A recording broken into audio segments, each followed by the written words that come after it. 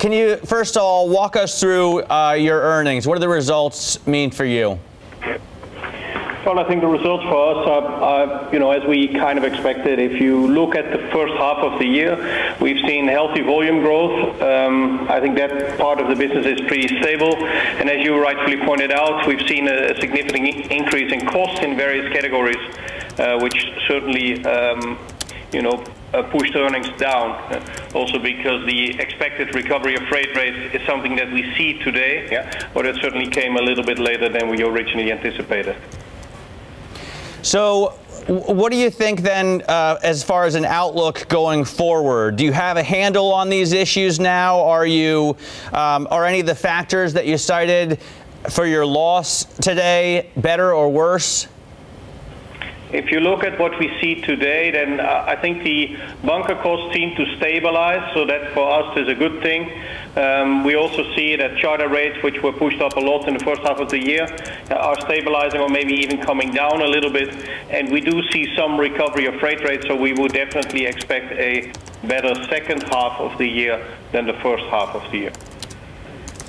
Are you concerned about the trade tensions that seem to be roiling markets? I know that we've only seen fairly small numbers so far, tariffs on $50 billion worth of goods out of China and the same out of the U.S., but how does that affect the shipping business?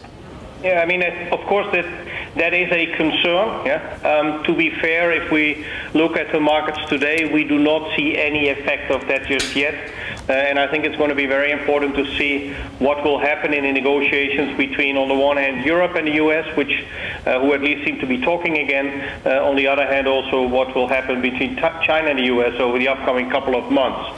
If the tensions continue, or if the conflict escalates further, then that might have an effect on volume growth in 2019. I don't expect it to have a material impact in this year. Which has been worse for you, for Hapag-Lloyd, and for the industry? Is the steel and aluminum tariff situation with Europe worse than what we see going on with the U.S. and China? I mean, so far the impact of it has been pretty limited for container shipping.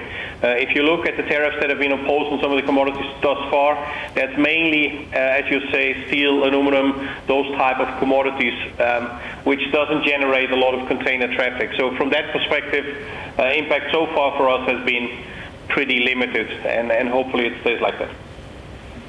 Rolf, are you concerned about dealing with overcapacity in the industry going forward? If you look at the industry and if you look at the balance between supply and demand, I think there's reason to be cautiously optimistic. I mean, the order book as we see it today is very small. It's around about 11%, which is probably on the low end of what we need if the volumes continue to grow at 3, 4, 5% a year. There's not that much that's going to be delivered next year, and also not that much in 2020. So from that perspective, I think we see that after a very long period, supply and demand are getting closer and closer together, which is something that normally should be good for everybody.